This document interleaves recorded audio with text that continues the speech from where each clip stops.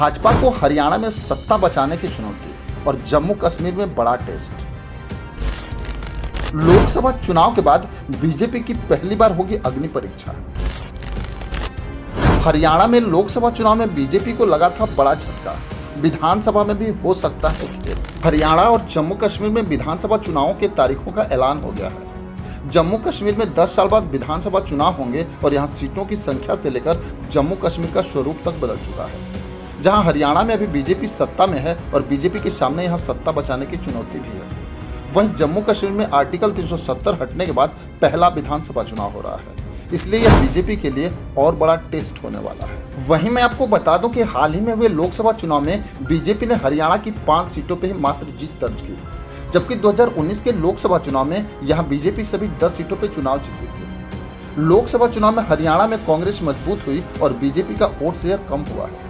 मैं आपको बता दूं कि कांग्रेस नेता दीपेंद्र सिंह हुड्डा इन दिनों हरियाणा में हरियाणा मांगे हिसाब पदयात्रा कर रहे हैं। कांग्रेस राज्य में बेरोजगारी और महंगाई का मुद्दा उठा रही है। बीजेपी ने भी अलग अलग समूहों के साथ मीटिंग शुरू कर दी है और दिल्ली और पंजाब की सत्ताधारी पार्टी आम आदमी पार्टी ने भी हरियाणा की सभी सीटों पर चुनाव लड़ने का ऐलान कर दिया है। वहीं मैं आपको बताते चलूं कि हरियाणा में 2019 के विधानसभा चुनाव में बीजेपी को 36.7% वोट शेयर मिला था।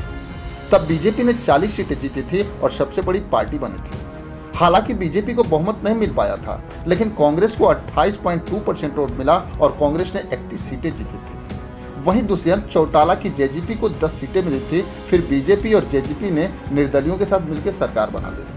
हरियाणा में बीजेपी को 2014 में पहली बार जीत मिली थी, तब बीजेपी ने 47 सीटें जीती और बहुमत के साथ सरकार बनाई, लेकिन कांग्रेस 15 सीटें जीतकर तीसरे नंबर पर रही।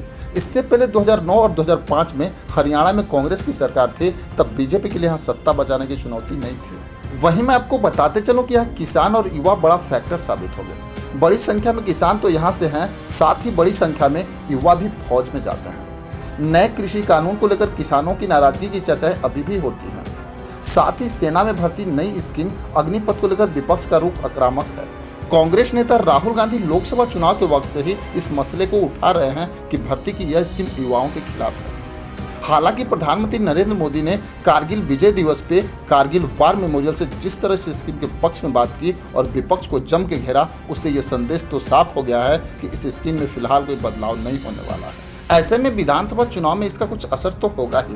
खैर, जिस तरह से हरियाणा के लोगों ने लोकसभा में बीजेपी को धूल चटाया, अगर वही रवैया रही तो इस बार बीजेपी को बड़ी हार मिलेगी। खैर, इसमें आपकी क्या राय है हमें कमेंट बॉक्स में जरूर लिखिए। बस आज के लिए इतना ही, फिर मिलेंगे। जय।